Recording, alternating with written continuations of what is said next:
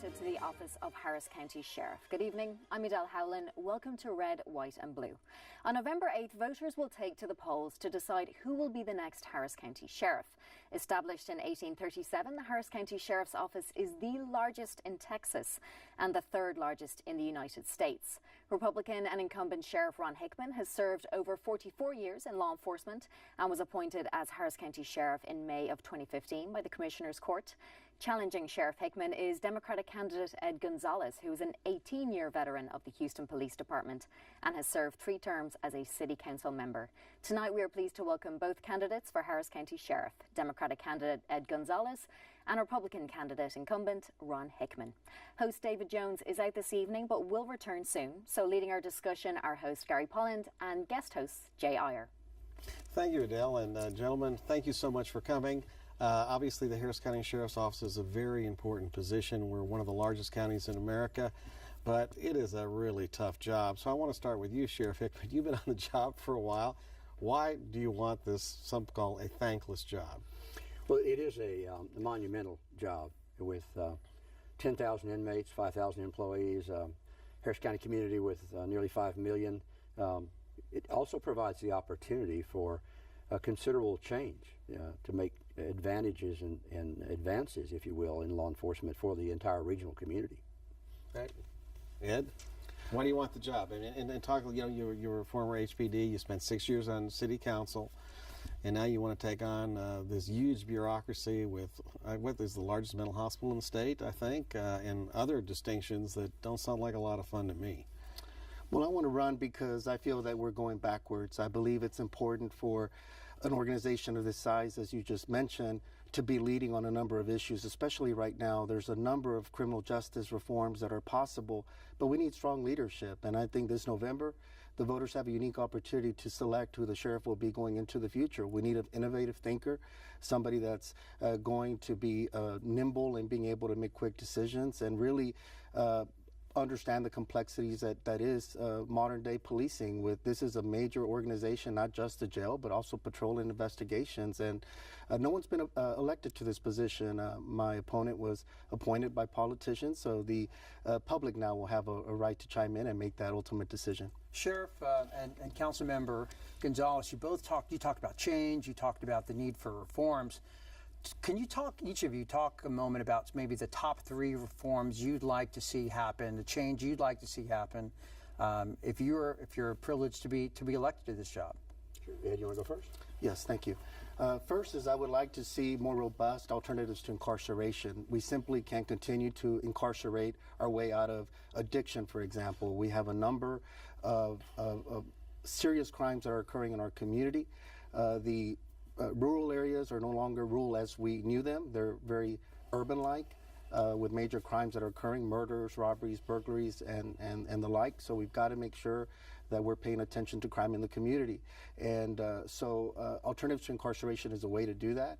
Also, I would like to see bail reform occur.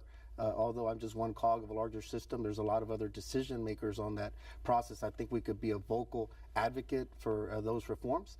And then I think we need to really have more engagement by the community, more community-oriented policing, but on steroids, if you will. We need to really modernize what that is. We're seeing what's going on across the country. Those things could happen here. So we really need to make sure that we're moving this agency forward, not backwards. Sheriff, those sound pretty good. What do you think about them? And would you agree, disagree? And do you have different I think all of them are important areas, but clearly, it's a matter of how informed you are on what's really already going on. Absolutely, bail reform needs to be taken care of, and there's a lot underway already. Certainly, having been directly involved in the federal lawsuit myself, it's of intense interest to me. So bail reform could have come last month and it wouldn't have been soon enough for me. And since I'm the one responsible for the 10,000 inmates that are in the jail every day, those that don't bond out continue to add to the problem. So, certainly bail reform is important. And our bail system seems to be upside down. A person arrested for a serious offense like, selling cocaine may be able to afford his bond, but a kid who steals a 6-pack of beer may not. And while he's a lower risk of the community, if he's lower economic and disadvantaged financially, couldn't afford a bond. So it seems to be an upside-down system. So there are a number of eyes on that prize at the moment. And with the MacArthur grant, the grant from the Lawrence Susan Arnold Foundation. There's a number of people that want this to succeed. There's millions of dollars involved in trying to advance that bail reform forward. Working in the community is certainly very important to us. The large urban area that we're responsible for grows rapidly. About 250,000 more people here every 5 years.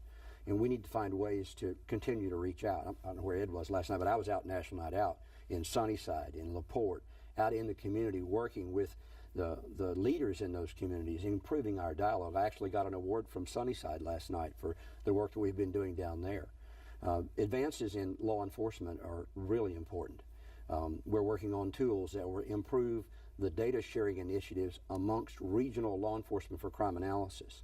We need to do a lot better work on mental health reform in the jail. I've testified to the legislature 3 times already about the state shouldering a larger burden of the responsibility for mental health care.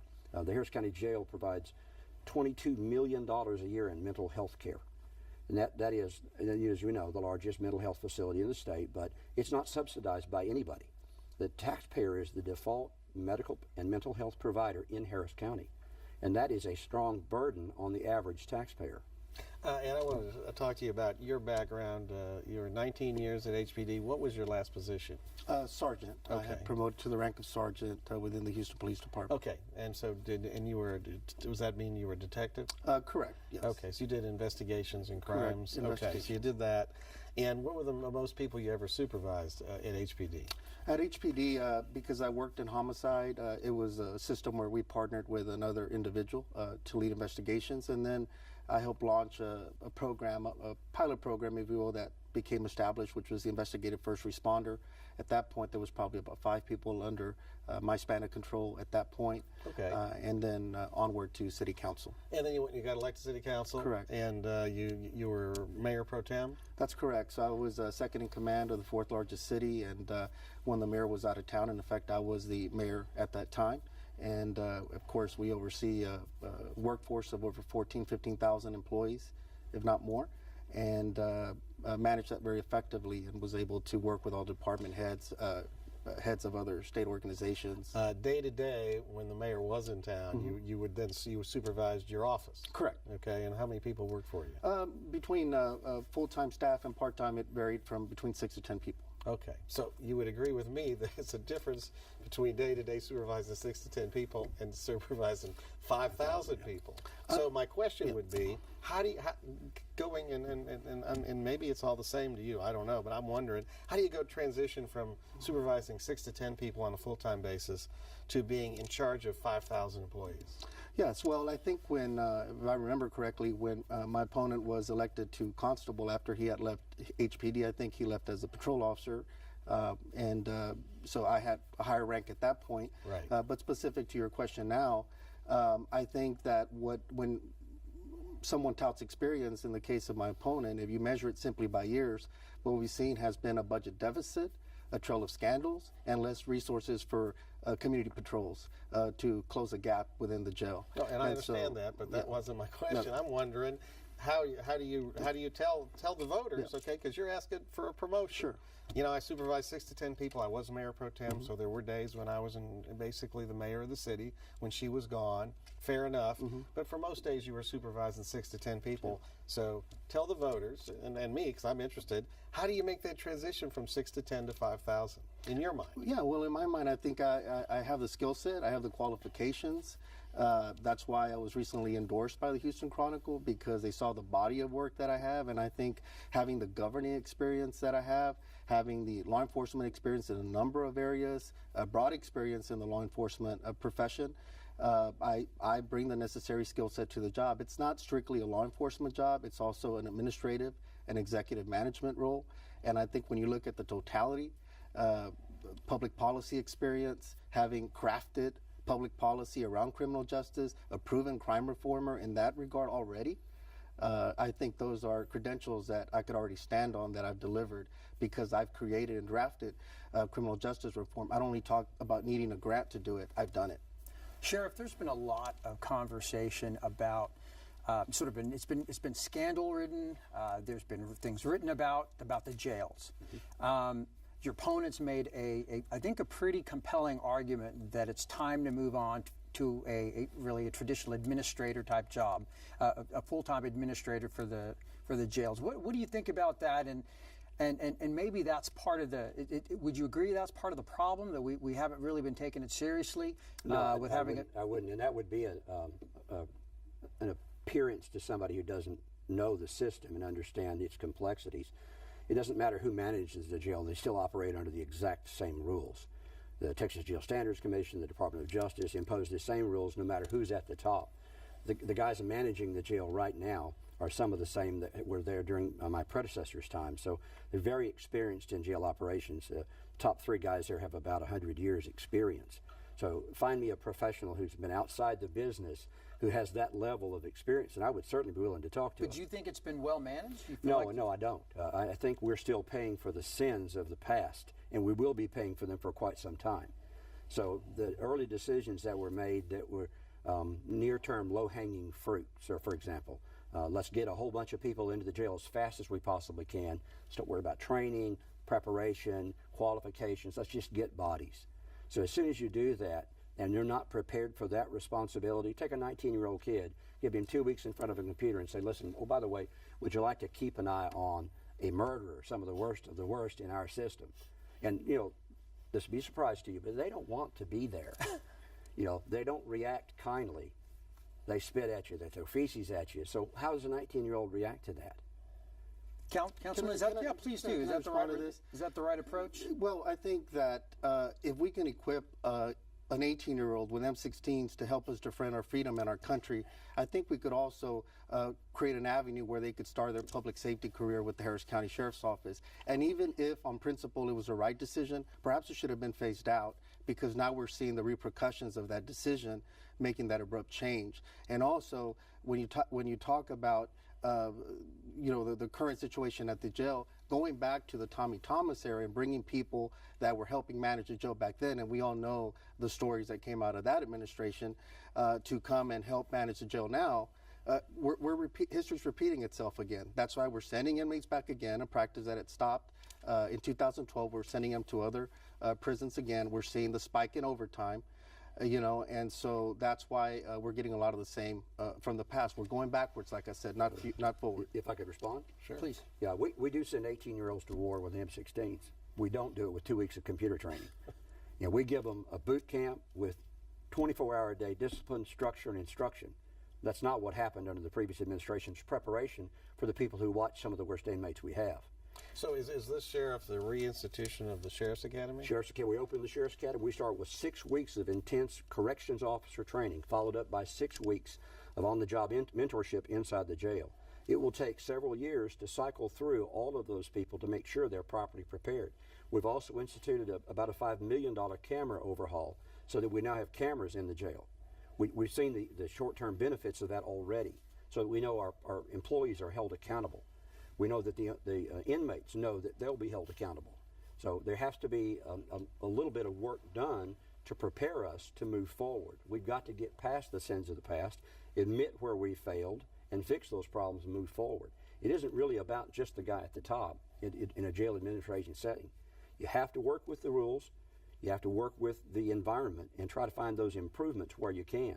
So provide them the proper training, provide them with the proper tools, and provide them the accountability that's necessary, and then we'll see improvements. Ed, do you think reinstituting the Sheriff's Academy is something you would support? Well, like I said, I mean, these may be good decisions, and especially for the long term, but you also have to be mindful of the operation at hand. And that right now it's costing us a tune of $9 million in extra overtime costs, an increase of 500%, and that money's being pulled from the patrol side. But doesn't that also fit into what you both have talked about, which is bail reform? That is, you Of could course, reduce the that's a jail big piece of it. population, you'd be able to get relief from that money? And alternatives to Well, incarceration. and you mentioned patrol, and we spent a lot of time talking about jail, but for people who live in the county, the Sheriff's Department is the major law enforcement that they're looking for to protect their communities. So either you can take this. I mean, what do we need to be doing in patrol we're not?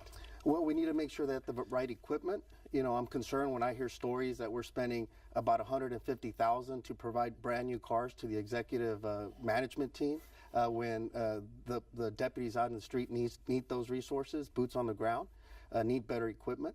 I think we also should be very concerned about the murder rate in the unincorporated areas of the county. The Chronicle recently wrote, I think, that there's been an increase. In 2014, I think it was around maybe 68%. This was in the county at 68%. In 2015, it was 89%, a 30% increase. And the clearance rate at the county is about 39% compared to the city of Houston, HPD, which is about 60%. So the investigative divisions are depleted. And so I think that we can only focus on the jail. And when we're pooling money to cover overtime because these policies in principle sounded good, we also have to understand it's causing a problem somewhere else. We've got to look at the system holistically. Sheriff, do we have enough patrol officers? Absolutely. You're not going to have enough patrol officers for so long time. But our responsibility is managing the jail at a premium. But we can't do that at the expense of patrol. My first few weeks in, one of my first initiatives was to move 50 people for more boots on the ground in patrol.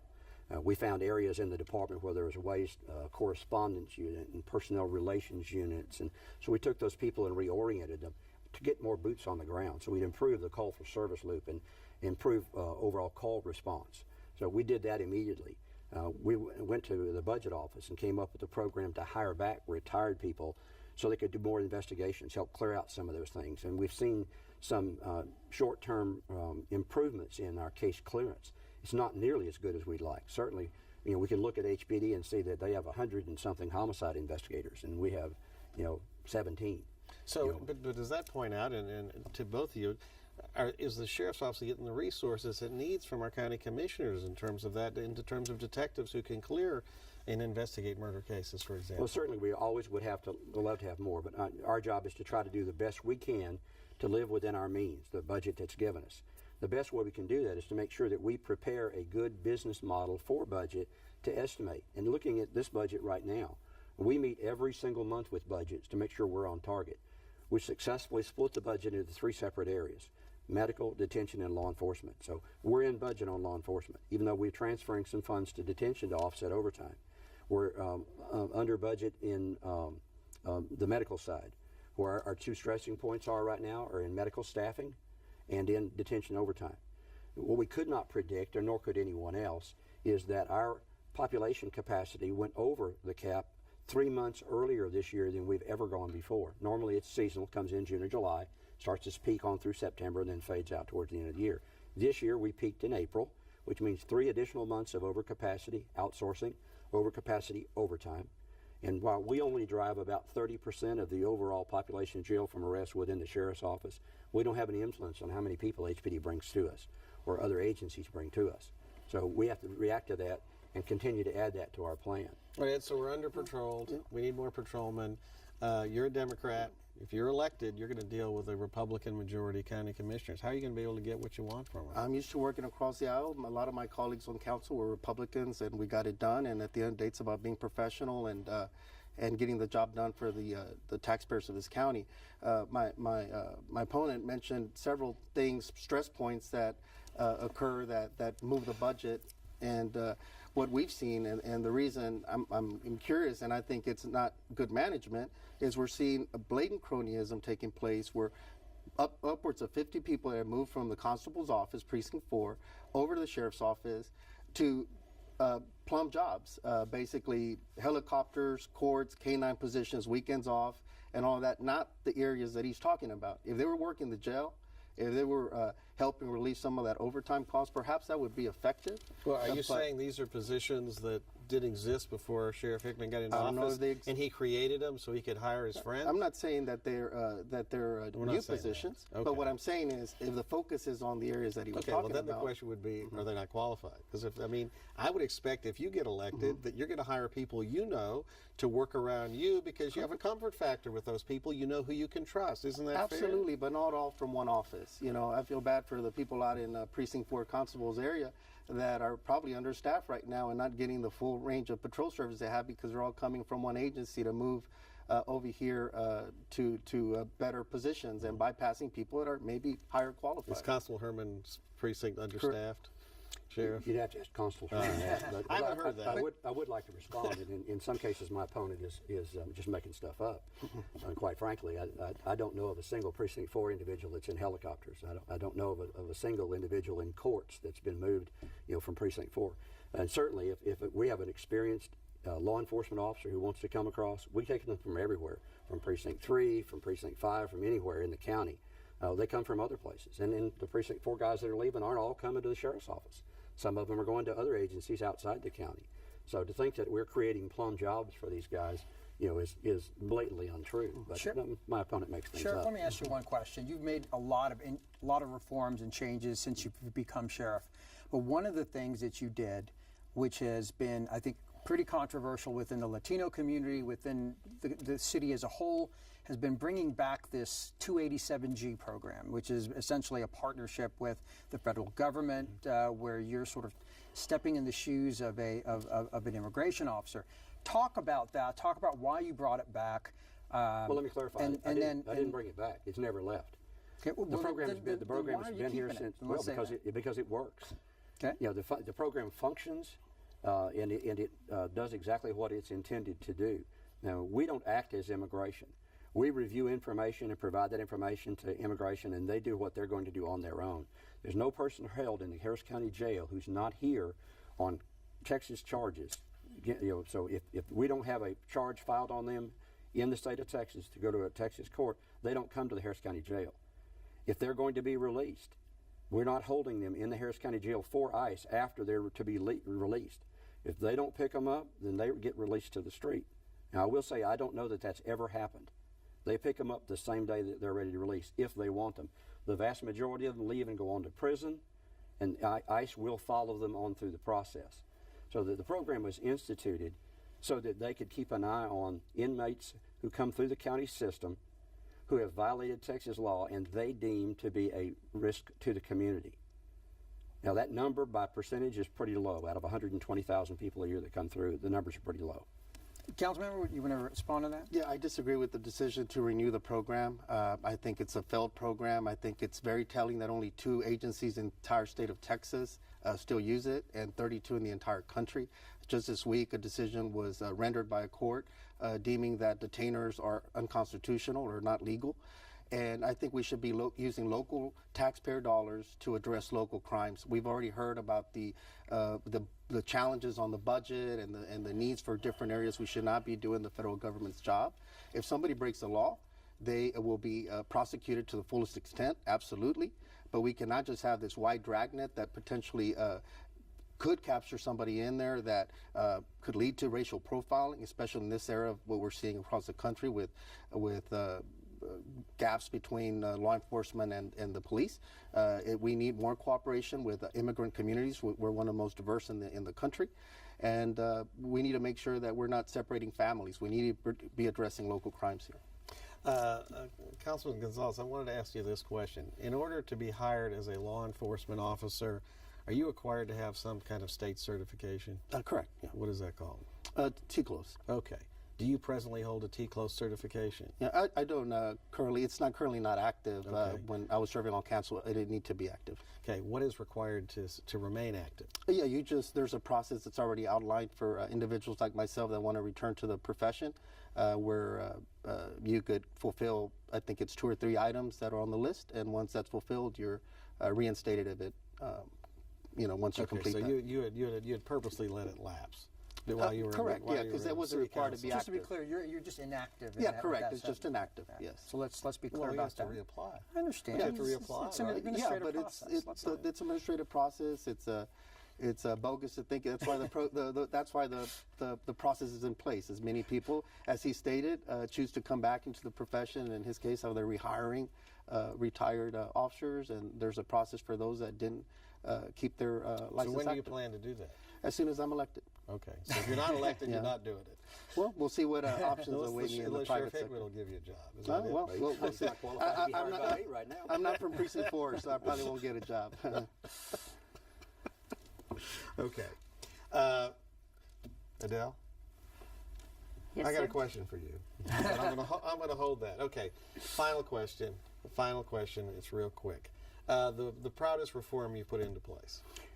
Well, I guess for me, it would be the things that we've done in the jail and reforming technology to improve our position in providing care for inmates and for technology for law enforcement.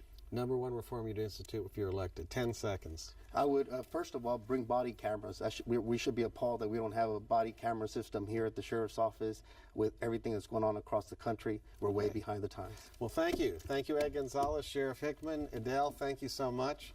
I hope you don't end up in the jail, Adele. I hope I don't either. Yeah. It could be trouble. At least I know who to contact. Remember, you can catch Red, White and Blue every Friday at 7:30 p.m. here on TV8 and again Saturdays at 6:30 p.m. We also invite you to visit us online and send us your comments. We want to hear what you have to say about the issues that affect Houston. You can submit your comments at houstonpublicmedia.org, on Facebook and on Twitter at RWB_8. And don't forget to like us. Thanks so much for watching. Good night.